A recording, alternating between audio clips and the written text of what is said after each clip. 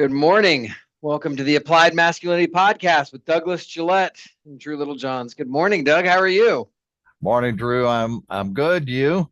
I am excited. I'm excited to actually today to talk about something that always makes me feel a little. I guess it's coming up on Halloween, so it's a good time to talk about it.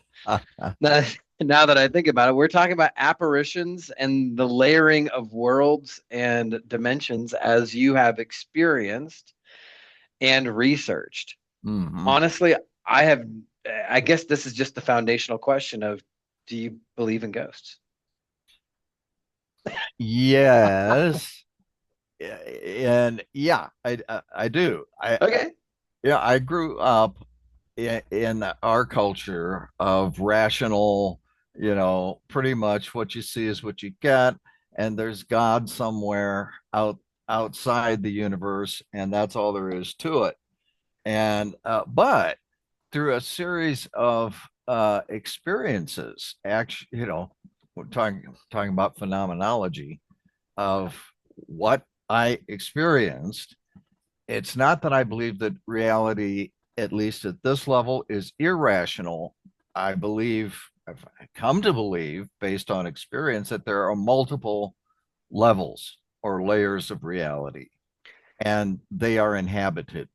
When you say layers, is Mm. dimensions a part of that, or is that kind of am I off between how you're mentioning layering and dimensionality? Uh, dim, well, in my view, they're about the same thing, Okay. but dimensions, and in the book, I use the terms interchangeably. Dimensions in science, however, have rather specific definitions, Okay. like the dimensions of space-time in string theory that get rolled up Hmm. as and hidden, and so forth. I'm not talking about math, and I'm not talking about uh, dimensions in that sense, in a scientific sense. I'm talking about layers of reality or that interpenetrate uh, sometimes. I don't know if that is multiple universes. I don't know what that is, and neither does anybody else. But uh, we all have the experience. We all have the experience of sudden bursts of insight or of ideas, thoughts, feelings that we had not experienced before that seem unasked for. Uh, and that is related, in my mind, to multiple personalities, in a sense, or alternative ways of being me. Um, and when the barrier between a dimension here or a layer, the layer we live most of our lives in, when that pops or there's an intrusion, uh, I am lifted into another space time, in a sense, Hmm. without ever having left this one, you know. And so we've all experienced that, just haven't thought about it a um, uh, as a layer of Hmm. us, of reality that has suddenly broken through into the layer we normally experience. Sometimes there's a dip into or an intrusion from what you could call below rather than from above, and those intrusions are darker. Um, People who experience, and I certainly have, and I'm just talking about usual experiences now that we think of as usual, extreme depression, anxiety, anger, the sense of impending doom, Hmm. whatever. Uh, Oppression, like general heavy yeah, oppression. yeah, yeah. Then we're shifting gears. Okay, the question is it all? in some sense within me, within my psyche? My answer is yes. Does that exclude the notion that it's outside of me? No, it doesn't. Because the me I usually experience as me is, ego consciousness, Mm-hmm. daily life consciousness. Anything outside of that intruding feels like it's coming from outside of me, of my That's what ego you refer consciousness. to in soul making as the Stygian darkness. Yeah, Is that yeah, fair? yeah. Well, here, let me say this. Let me be perfectly clear, Okay. though that's impossible. Um, Ultimately, there is no outside inside. That's a convenient division that ego consciousness, or even most largely unconscious, semi-conscious states of being and consciousness, that uh, distinguish inside outside. Uh, Ultimately, I believe in the collective, Jung's collective unconscious, which I call the collective consciousness, because it's not that the unconscious is unconscious, it's very conscious and has multiple consciousnesses within it. It's we who are unconscious of it most of the time. Right. So levels have to do with alternative dimensions of consciousness and feeling, uh, that are not other than dimensions or levels of being that are within us, out outside of us until we become conscious of them. But if you talk about all of this as being within psyche, that's where I'm at. The It's multitude of the psyche, yeah, regardless of however it fractures or barriers or layers or dimensionalities or right. however it functions, these are the worlds within worlds of the psyche. Yep. And they're And these worlds inhabited. do touch each other Mhm. in that same way that like a bubble has an environment inside of the bubble and there's an environment outside of the bubble. But sometimes that that thin veil gets either pierced or popped or gets intruded upon, uh and this idea that when we do that, that's when the layers actually. Yeah, when it happens to us, we normally don't pay attention to it. We stay unconscious or semi-conscious. When people say, I was not myself today, Yeah. my question is, well, if you weren't yourself, who were you? Um, there's somebody else who thinks of themselves as you, Mhm. has intruded.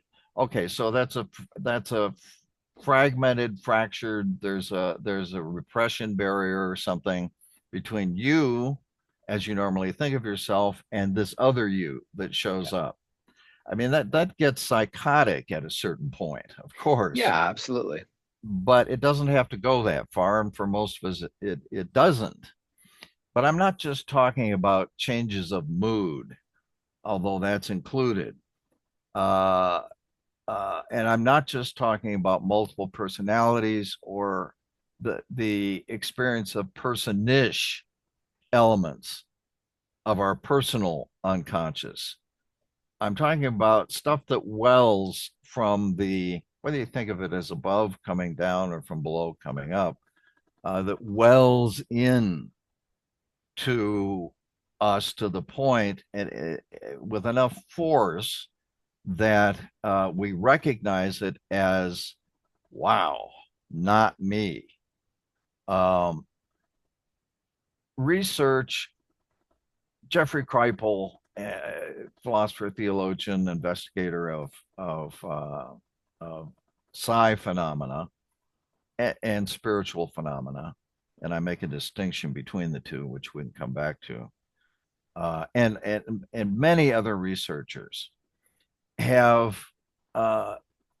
John O'Bears, for example, F.W.H. Myers, uh, Jung, in his own way, um, try to tease out when we have extraordinary cognitive and emotional states, to what extent are these states alternative us's, and to what extent do they represent other than us in a sort of practical way?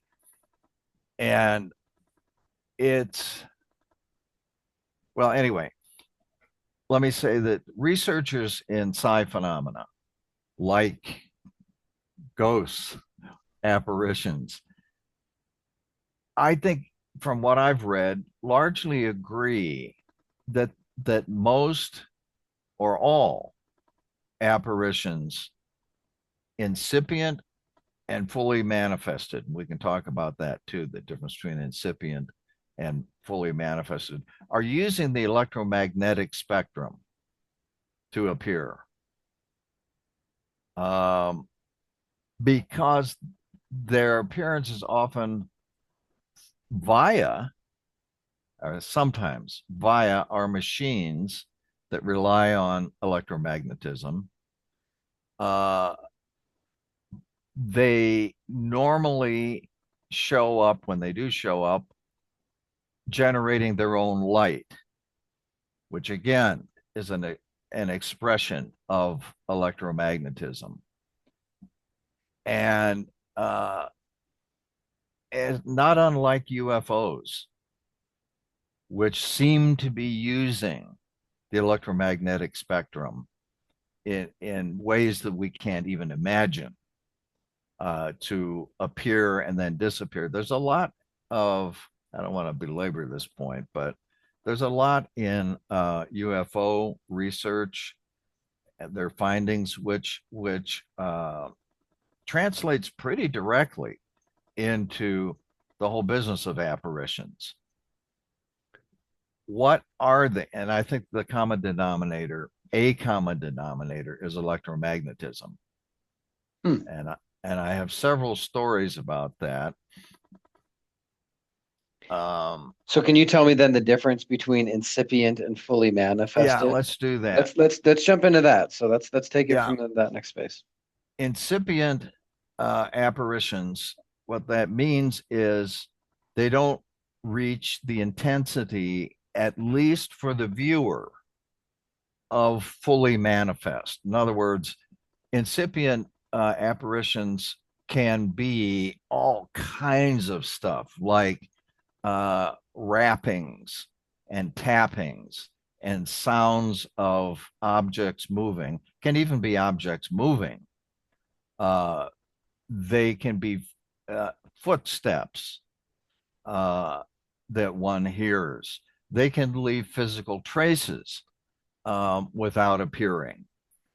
Like, for example, my wife was it's just, there are thousands of examples, but my wife was in a client's house a year ago or so, who's a woman living alone, whose father had recently died. She had been living with him in this house. And ever since he died, she'd been having problems with light switches flipping on their own, flipping on, flipping off. I mean, the switch itself, not just power problems with ComEd or whoever your electrical company is. And my wife and her teammate experienced that too. Okay, so one afternoon, my wife was upstairs, carpeted upstairs, floor, hallway, bathroom over here, bedroom down there along the hallway. My wife gets to the top of the stairs and she sees in the carpet wet footprints from the Wow. bathroom. Okay, so that's not so weird, right? Wet footprints from the bathroom. The problem is they stopped Where did they stop? middle of the hallway, just stopped. And so I trust my wife's, capacity to I mean, she tell the truth. That's what she experienced. That's phenomenological. Wet footprints, nobody upstairs, nor had there been. Here's another one. There's so many. A couple days after my mother died, our house in Miami, it was about Valentine's Day time. So she was getting Valentines from her friends all over the country. Hmm. Uh, and I was putting them up on the wall. Once people knew that she had died, we started getting condolence cards too, because she was living with us in Miami. So I put those up on the wall. Same wall, same tape, same card material, Hmm. right? Next morning, all of the condolence cards were on the floor. The Valentine cards were not. Okay. So I retaped, put the condolence cards back on the wall. Next morning, the condolence cards were on the floor. Valentine's cards were fine. So I said, oh, okay, maybe there's something weird going on here. So I started reading the Valentine cards. Um, and I wrote it down somewhere, but the general message was uh, things change as I read across the cards, Hmm. things change continuously, but love is forever. I thought, okay, well, there's a message there. I mean, it's coherent. And I thought my mother was an English teacher, high school English teacher. So I thought, yeah, she would do something like that. Okay, so that's an incipient apparition Okay. having physical effects.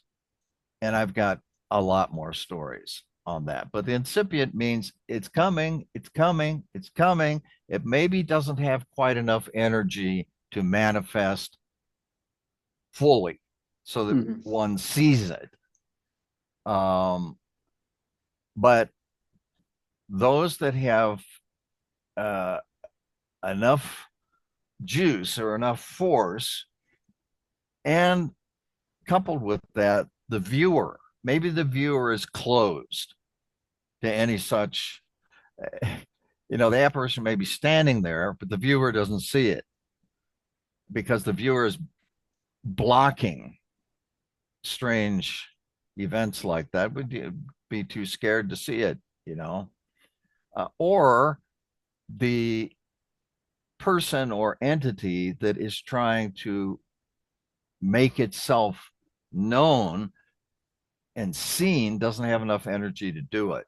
There's all kinds of examples of that. And I suppose if you were uh, particularly aware of this, you'd be more likely to see them in that you are attuned to it. Is that does attunement to the now this is where I would like to push into Yeah. psi versus spiritual, but Mm-hmm. but contained within this that I'd like to for you to expound on is whether or not we as people can become more or less attuned to it. Can we see it more if we choose to? So a medium, let's say, or maybe a Mm-hmm. charismatic preacher who's moving in the spirit, that kind of thing. Or is there a functionality of the differences between psi and spiritual, and can we as people actually develop those Mm-hmm. pathways so that they happen more or we perceive more, that kind of thing? Yeah. I Yeah. think that uh, first of all, I think that most of psi ability and even the ability to experience spirit, you know, uh, is inborn. I think it's an innate capacity Okay. that uh, just it is difficult or impossible to teach. Like people have all kinds of different talents or different configurations of their personalities, and people that are more likely to experience these things have the repression barrier between ego consciousness, daily life consciousness, and unconscious, or the consciousness that we're usually unconscious of. Uh, their repression barrier is more porous than Does this have to for do with the others. active imagination that you talked about? As some It, people can do active imagination and some yeah, people really struggle with it. Is this part of that? yeah, yeah, yeah. If your repression barrier, uh, either naturally or through traumas of one kind or another between consciousness and the unconscious, which is conscious, if your repression barrier is has been formed either innately or through trauma to be pretty thick, pretty sealed, you're going to have a very hard time trying to get through that through exercises, meditations, trying to change your personal configuration. People who are born with or experience as they are growing up a more porous repression barrier. Yes, it's easier for them. Now, often people who have these kinds of experiences that we're talking about, psi and spiritual, are regarded as odd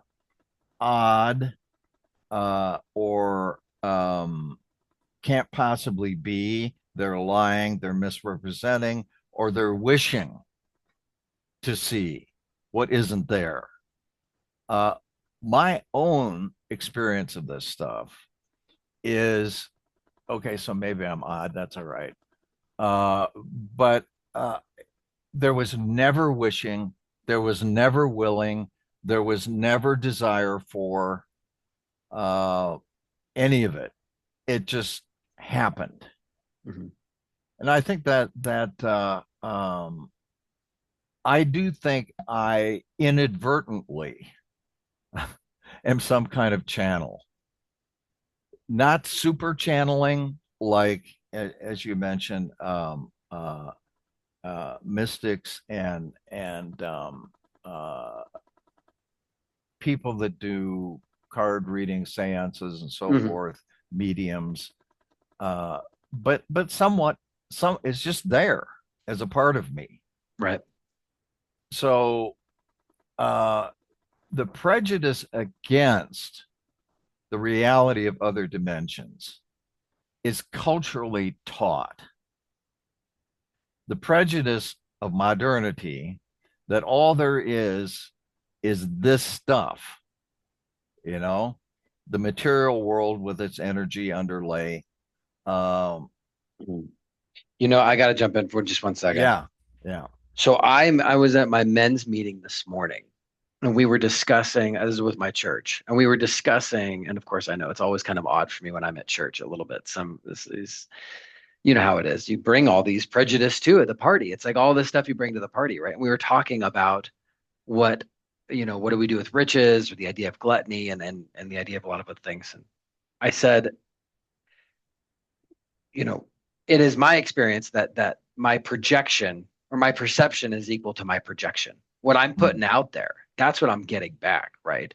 And it mm. sounds to me like what you're saying is that in the West, we have this prejudice against spiritual experiences. And so therefore, we never really project them out there, and then we never really see them. We never, is that Yeah, part of like yeah. how that, because there's some people for whom that's not the case. They really experience it all the time. Hmm. Yeah, projection implies, not quite accurately, that there's some willful element. Um, Maybe it's unconscious, but that, for example, commonly, unconsciously, without will that we know of, that we're aware of, we project both unlived positive qualities of ourselves and unlived negative or dismissed aspects of ourselves onto others. and onto situations. There's no question about that. This, what we're talking about here, science, spiritual, Mm-hmm. I don't think is that. Okay. I mean, except if you want to get really technical. Okay, let's say I believe we live in a psychic medium. Ultimately, the only thing there is psyche. Psyche manifests energy and matter. But uh, just for the sake of talking more colloquially, Mm-hmm. um, uh, let's say that all the psi experiences, including telepathy, precognition, uh, uh, ghosts, etc., are UFOs, are somehow within, and they're coming up from the collective unconscious and manifesting so intensely that they can be heard, smelled sometimes, produce physical effects, and sometimes can be seen. Let's say that they are coming up from the collective unconscious.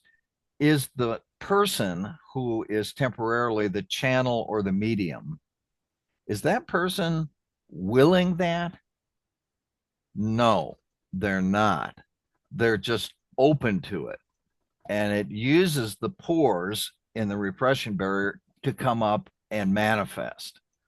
So, in a technical sense, whenever something is within, quote unquote, and appears out there, outside, what we think of as outside, it is a projection of what is inside. Um, is it in any way deceptive, willed, wished for? 99.9% of the authentic cases, no. Okay. Just like we don't consciously will projecting our hating, hateful, uh, super aggressive, even murderous aspects of ourselves. We don't onto others.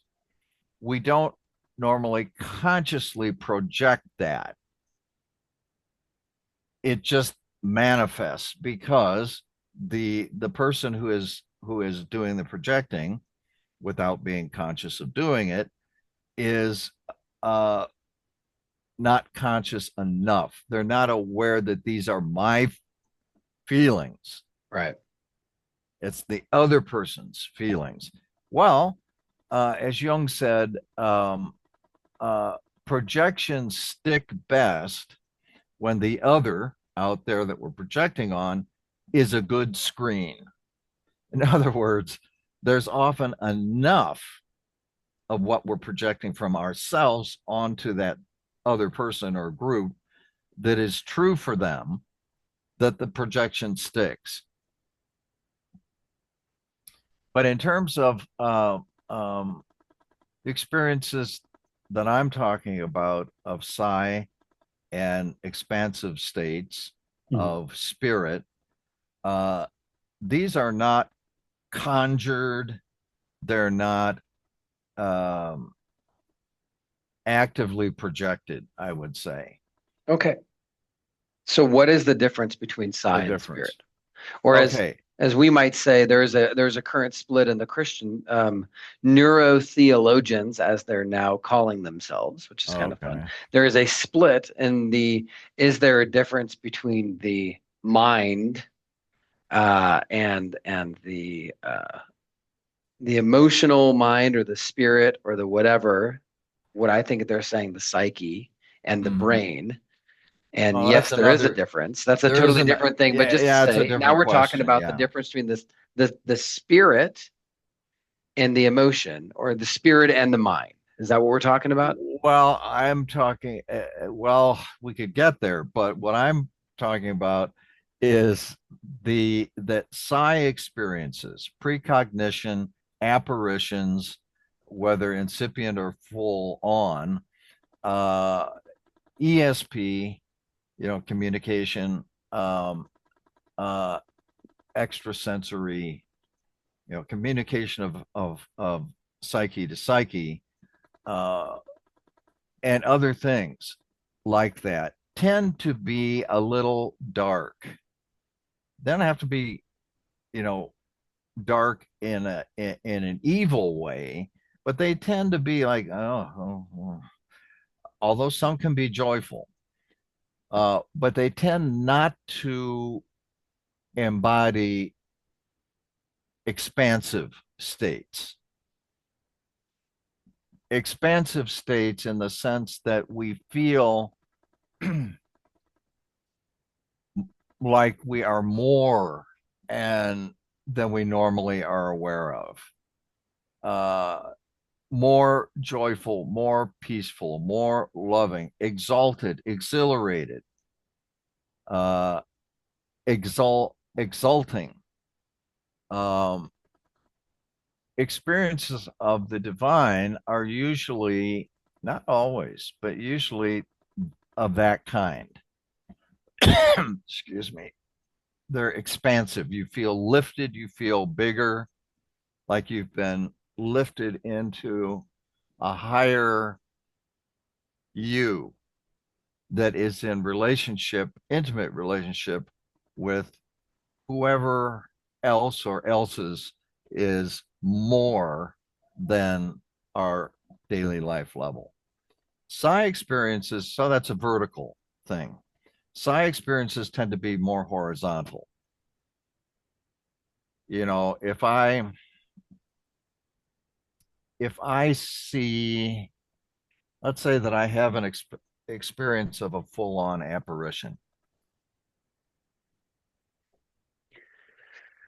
which I've had several times. It feels like I'm just experiencing another person on this level, just coming in from another dimension or another, uh, maybe about the same level, actually, just behind a scrim or a thin divider.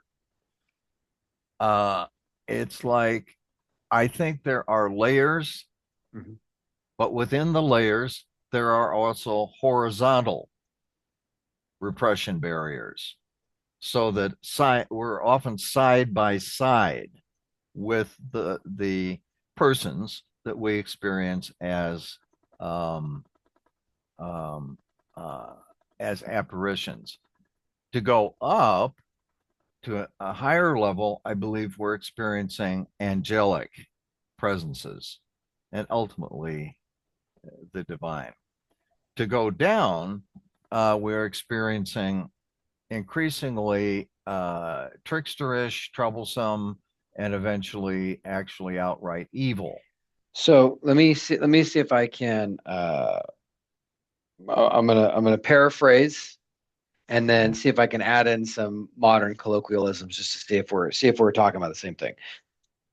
Your psyches tend to be in the dark, horizontal, or what I would consider to be limited or scarcity states. Spiritual tends to be in the light, exalted, exhilarated, vertical, or what I would say is abundant Yeah, states. yeah.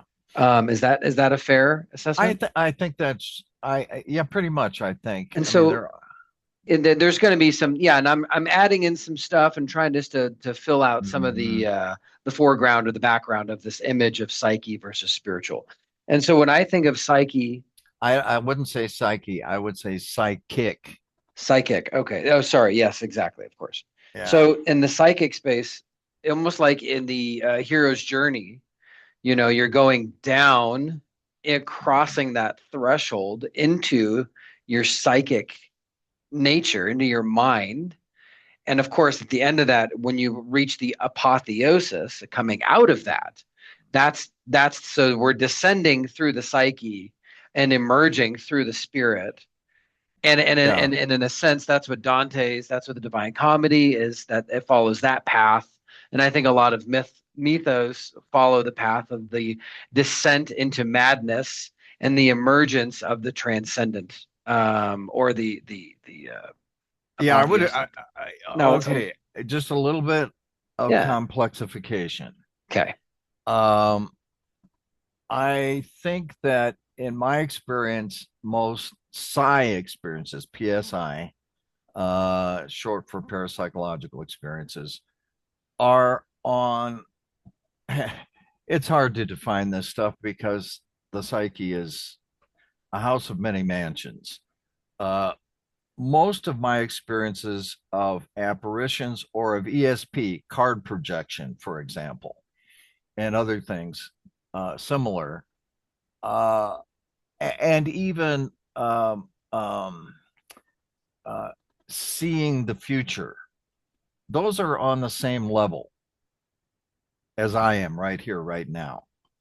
So there's a level that is divided by horizontally different space times. That so most psi experiences, in my experience, are on the same level as we are right now. So there's not really a descent there. Because it's not, we're not. So what I guess what the leap I accidentally made was to take this construct of the differences between uh, psychic and spiritual. I accidentally overlaid that onto a process of masculine development, in which you go through the mind or through the experience I'm having, and of course reach a transcended state, right, of acceptance and unity with what is. Yeah. So I think I may have, and this is where why what the reasons we're having this conversation is because a lot of times we think about these kind of things in terms. I think of these things in terms of process. Where am I going? What is this Mhm. doing? And really what's happening is a description of states of being, the description of layered worlds. And that's, Right. you're saying within the world, within this active present moment right now, there are darker worlds that do exist, and there are Mhm. lighter worlds that do Mhm. exist. And Mhm. of course, it's all one world as Right. such. Right. And the point I'm trying to make right now is that most psi experiences, or some significant number of them, are just horizontal. It's like you meet somebody on the street. Well, an apparition on the street, or you foresee something that will happen in the future. You're aware of it now. It's the future that's on this line, at this level. Mhm. There are darker experiences. Then you're talking about descent of psi, PSI. Yes. Then if I, which I have, seen my great great grandmother, the Native American great great grandmother, long dead. She appeared in a Zoom class in the middle of the screen for about 30 seconds, long enough for her to be seen by 6 or 7 other students and me. And we can talk about that. But she's on the same level, you know? It's like she just came into the Zoom class like everybody else. That's on this level. But there are things that happen to us in daily life. Right now, I'm thinking of the people in Gaza, but I mean, it's all over the place, that are not from this level ultimately. They're from a deeper, darker level that erupts into this level of consciousness and being and possesses us, distorts us, etc. Those figures for me mostly, while they can happen in daily life, car accident, that kills your loved one, God forbid, uh, etc. While they can happen here at this level in dreams or in depression, they can become present and even visible sometimes as tricksterish and ultimately malevolent, uh, and that their business is to destroy psychic coherence and identity, uh, our identities. Their desire is to take us down. into the Stygian darkness, from which where there's a wailing and a gnashing of teeth. Um, Misery loves company, and the entities that live in Stygian darkness, I'm oversimplifying, but tend to want anybody else they can get a hold of, whether that person is conscious of their presence, semi conscious, or completely unconscious. They want them to be miserable too. Uh, now, and to commit atrocities and so forth. Uh, that's the descent, which is dangerous because they are often the denizens of that Stygian darkness are often far more powerful than the ego on this level of consciousness and being. Yeah. And can possess it quite easily, actually, depending on your proclivities and the structure of your personality and so forth.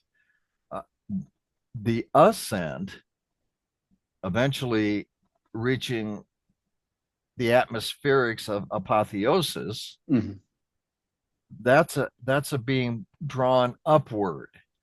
And I think through various layers of, let's say, heavens, um, and way stations from layer to layer that one of my spiritual heroes, Ibn al-Arabi, talks about.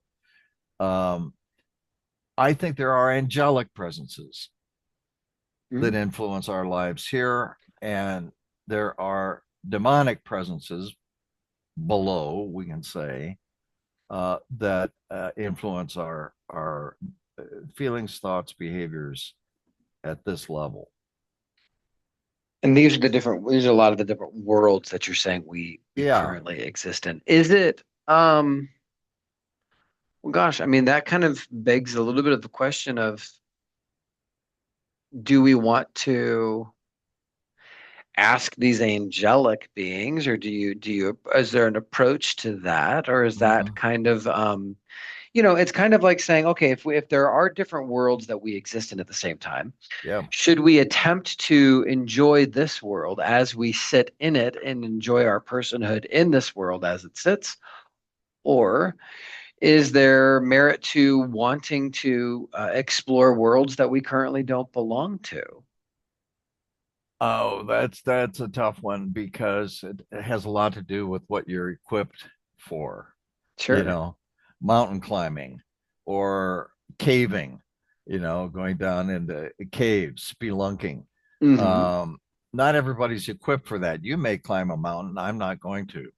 I'd make it about 10 feet up and you'd have to haul me back down with ropes on a, you but I don't think it's an either or thing. Okay. I think we should enjoy as much of this world as we possibly can, you know, but with the ancient Greek caveat of all things in moderation, because if you stop being moderate, you're opening yourself to possession. Addiction is one form of possession. Oh, certainly. Yeah. Yeah. So I think it's both and. I mean, I think a human life is richer and more um, aware, hence richer, uh, if the consciousness of the human has explored and embodied through integration some of these levels above and below. However, as in Jungian analysis, uh, the analyst needs to help the analysand draw back from the below. You integrate what you can of the personal unconscious. But when it starts feeling like it's not you, really, Is that when you're you need, scratching the collective? yeah, and then you Okay. need to stop because you can't survive that. It's like, uh, it's like, what was that? mini sub that tried to get down to the Titanic, but it wasn't up to it. Yeah, and maybe there are a few consciousnesses. So I think of Jesus, right? Or you can think of maybe a Gandhi would be a good modern, or maybe an MLK, right? Mm-hmm, mm-hmm. There are some consciousnesses that evidently can touch that and integrate that and help society to integrate it. The probable odds that that is you is not point endless amounts of zeros. Um, but it seems to me that some people, that must be what they're doing on some levels, right? Yeah. They're kind of in the same way that Jung talks about how Hitler embodied the spirit of Wutan, or Mm-hmm. the wind, the chaos kind of wind god. In the same sort of way, some consciousnesses can in fact touch the collective and it help society to integrate it. Is that crazy, or is that kind of No, true? but if they're touching, if they have the capacity to touch the collective, um, remember that the collective isn't just dark because it's unconscious to us. There is darkness there, but the collective is also light. Yeah. That's what I was trying to say, is that Jesus may have brought that and integrated that collective light in the same way that Hitler brought the collective from below. Darkness, yeah. And so there are Mm-hmm. different people that can touch, and that's the point I was trying to make, is Yeah, that it's not necessarily that you're just touching a dark collective. Gandhi or MLK was certainly touching the lighter of the right, collective. Yeah. right, right. Okay. Yeah, I mean, it's hard to visualize this stuff, but there are all images or visualizations are only partly right, because things Oh, are much, of course. so, but what we're talking about here, I've been talking about layers, Mhm. and it is layers, but and you can think of it that way, like that, stacked on top of each other, interpenetrating to some extent, but stacked on top of each other. You can also imagine uh, daily life or ego consciousness as a circle or a center, and around it are layers. And the layer, so it's concentric circles, Mhm. you know, and for can based on kind of conventional experience or thinking, the light is up, the darkness is down. The concentric circles below get darker and darker the further away you get from Yeah, the right. awareness, usual awareness. And same goes for those same concentric circles become lighter and brighter the higher up you go in that. So, yeah, people, very gifted people, at least in that respect. And let me say that people who are open to psi experiences, and as well as people who are open to expansive states, are not necessarily better people than we are, morally, Sure. ethically, etc. Uh, there are people that just have the capacities to move to other into other levels, or they're touched more consistently or more convincingly by other levels. Yeah, and this is how I understand Eliade, however you want to pronounce his name, his notion of shamanism. Yeah, And so we could even yeah. say shamans on a spectrum of shaman characteristics, right? Mm-hmm. Mm-hmm. That that somebody may have a gift to be able to interpret a dream, but that may not necessarily make them, a Morally, ethically superior to others who don't have that gift. certainly. Right. It's just kind of some people are gifted with engineering and some people are Mm-hmm. gifted with art. And in some ways, it's certainly my experience that either you kind of have those shamanic qualities, or you could Or kind you of develop don't. them on some levels or develop understandings. Like I can develop an understanding for engineering, but I do not have a knack for it. Yeah. I'm not drawn to it. Yeah. So we're back at the question of how much of this is just natural and how much of it can be taught. Mm, Um, Generally, shamans, for example, or people that we're talking about that can venture into these other states of consciousness and being, or these other levels of consciousness and being. Uh, Generally, they have a gift or a knack from the time they're born. They're born with it, which then can be augmented or catalyzed by a teacher. People yeah. who, you see what I mean? Yeah. But you have it or you don't, just like you're talking about mechanics, or what were you talking about? Well, that was I mean, this Engineering. is our relationship, you know. For Mm, me, with my background and my knack in terms of how I interact and dialogue with other people, for me to find somebody who, like you, who can teach me how to actually be mhm. that and do that in the world, you know, you have to find a teacher at some point. If you want to if you want to take it from knack, spiritual for psi knack to profession, at some point you have to have a teacher come in and help you to bring some order to that, right? Bring Right. order to the knack, I guess is how I would say that. Kickstart it or accelerate it, Yeah, complexify it, enrich it, etc. Yeah, yeah. yeah, So, and but yeah, and I don't know. I can only speak from my own experience, really. I don't know if people who are not born with that knack or talent or capacity can be taught. I do know that through training, whether it's training in meditation or whether it's intellectual working with philosophy, theology, and so forth. Yeah, well, even cosmology, quantum physics, reality. Uh,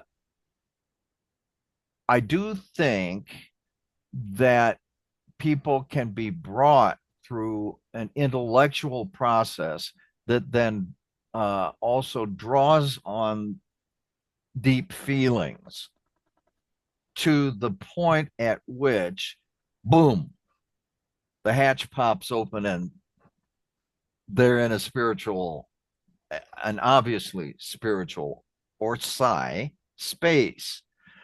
Question is, were they born with that born with the proclivity for that, yeah.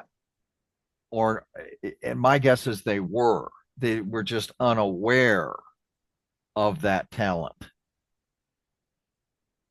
It's starting to feel very Calvinistic, predetermined. Well, okay, But that on some opens level, it is that a little opens bit. more. Yeah, I that know opens. you are Yeah, born with proclivities and with a predestined. Your genes do, in many ways, predestine you for a lot of things. right. And then it's not to say that that's fair or that it's unfair, but you know, a tree's DNA to be an oak tree, it's predestined to have acorns, Hmm. you know, or whatever. Like it's kind of a thing. And so no, and one of the big things I have found in my own integration work and my own stuff is to lovingly accept that which I am and try to stop trying to be something else.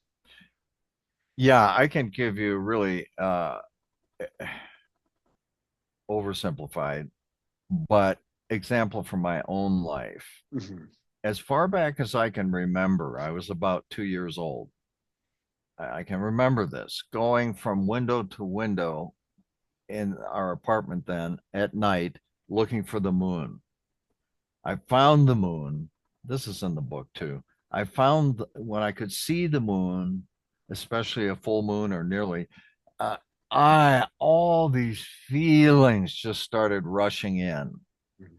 of vastness and mystery and beauty and fear and wow, what is that? Oh, ooh, that's not like anything else in my life, you know. So when I got a little bit older, I wanted to be an astronomer, you know, 4 or 5 years old, 5 years old, 6 years old. I wanted to be an astronomer. I soon discovered I couldn't do the math. So the next thing I wanted to be was a jet fighter pilot. I mean, that's expansive. That's, why into the space of the sky and freedom of movement and so forth. But I had to wear glasses. So in those days, that I was disqualified, of course. So then it's a longer story than this, but I transitioned into uh, spirituality, let's say, or eventually comparative religion, and then loving and being drawn to and ancient civilizations and and evolution, human evolution, then the evolution of organisms on the planet, then the evolution of the planet, then evolution. Anyway, the point is, I finally wound up uh, for a while, 20 years, as a pastor, and transitioned out of that to writer and teacher. But what's the common theme? What's the through line? The through line is I always wanted to have expansive states, and I wanted to enable others to have those too. And a Christian way of saying that is I wanted others to have the same thrill, ecstasy, trembling of awe, wonder, magic of intimate connection with God, and thereby save them by lifting them up into helping them up into the light. And that's what soul making is really about too. It's about facing the darkness uh, and allowing yourself to be lifted into the light. That's one way of looking at what soul making is. And transcendence. Transcendence, yeah. At the end of the day, where I'm at with transcendence is I can look at the dark, and if I can lovingly accept it, it's not quite so dark. Mm-hmm. And if I can lovingly accept myself in that space, then that means that I can give myself permission to let the light in also. Mm-hmm. Mm-hmm. And I'm not saying that there's a journey that you go into some of these states instantly, but the more I find that the more I can lovingly accept my Mm-hmm. darkness, the more Yeah. it also gives me permission to let the light in, and then I can explore more of my darkness and accept that and let more of the light in. And I think that that's part of that journey. I know that that's certainly been part of the journey for me, and it sounds like it's a lot of the journey in soul making as well, is that we're uncovering these states. We're Right. uncovering the soul, as it were. Mm-hmm. And um, integrating Mhm. as much of what we're uncovering into our identities, into our consciousness and being as is possible under the given circumstances of our lives as incarnated beings. Yeah. And that Exactly. and that's spiritual paths, that's Jung up to a certain point, and some others too. He didn't say it because he was an academic philosopher, but my favorite contemporary philosopher, near contemporary, died a few years ago, Stanley Rosen, very much a Platonist, um, is he's really being and writing from a much higher state of consciousness, of enlightenment, actually, than I think he was aware of. uh, his his books, but especially one in particular, Metaphysics in Ordinary Language. Really, I mean, the insightfulness of that book is not coming from the daily life level of trying to work things out, trying to figure things out. It is, but there's something coming through, and especially in his discussion of time, that is also in soul making, which indicates to me that whether he was born with a capacity not just to think, but to feel into higher levels of reality. Yeah. I mean, Well, it's when I fascinating. Well, and I definitely would like to talk more about metaphysics. So to just what we covered today, we covered incipient, we covered ghosts, we covered incipient versus fully manifested. We covered psi and spiritual and those layers there. We covered a little bit about transcendence. Mm-hmm.